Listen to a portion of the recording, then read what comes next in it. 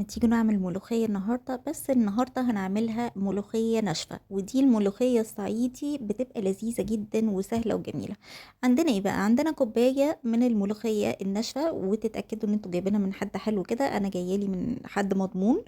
وبعدين هنحط عليها في طبق لوحده بره الاول رشة بيكربوناتو او معلقة صغيرة بيكنج باودر، ومعلقة صغيرة سكر.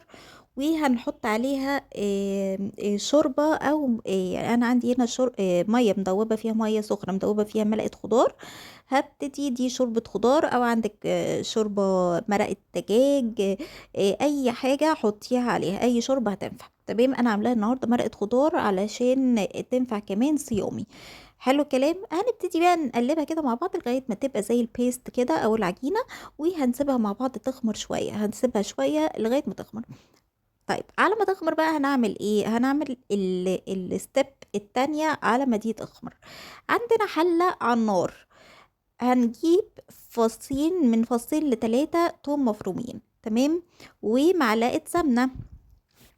هننزل بالسمنة على الحلة، وبعدين ننزل بالتومة بتاعتنا ونبتدي نشوحها، بس ما نخليهاش تتحرق. انا اتحرقت مني سيكة هنا، بس احنا مش هنعمل كده.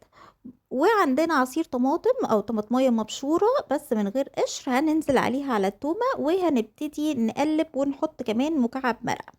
تمام، لو عندك شوربة جاهزة زي ما قلتلك حطيها، مش هتحتاجي ساعتها المكعبات المرقة. وننزل عليها بكوبايتين مية. في حلة بقى او في بان تانية على النار هنعمل التقلية بتاعتنا، الا وهي معلقة من السمنة وبرده تومة معانا، وبعدين هننزل عليهم برشتين كزبرة، رشة كده كده معقولة كده من الكزبرة. تمام، وهنعمل التقلية بتاعتنا، دي التقلية بتاعتنا. تمام. طيب بعد ما المية غلت بقى على النار، المية اللي كان فيها التومة والطماطم والمرقة، هنبتدي ننزل بالملوخية بتاعتنا بعد ما خمرت شوية كده، سيبناها 10 دقايق بره.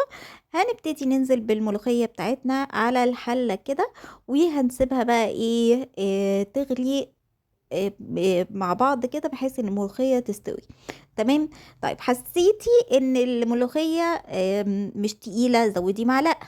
تمام، حسيتي الملوخية تقيلة بزيادة، زودي كوباية شوربة. تمام، على حسب ايه ما انتي وذوقك بقى. انا كده التقل بالنسبه لي حلو جدا ولونها خضرة وجميله. بعد ما نخلص بقى هنقوم نازلين بايه؟ بالتقليه بتاعتنا بعد ما خلصت. تمام، انا باخد كده معلقه من الملوخيه وابتدي بعد ما نزلت التقليه اقلبها كده في البان شويه علشان اضمن ان التقليه كلها نزلت بتاعتنا، واديها غلوه. ساعتها هتبقى الملوخية الناشفة بتاعتنا جاهزة، وهتبقى طعمها لذيذ جدا. جربوها، مليانة فوايد وغنية. وقولوا لي ايه رأيكم. ما تنسوش اللايك والكومنت والشير وسبسكرايب او فولو لو بتشوفوني من على الفيسبوك او انستجرام. وشكرا.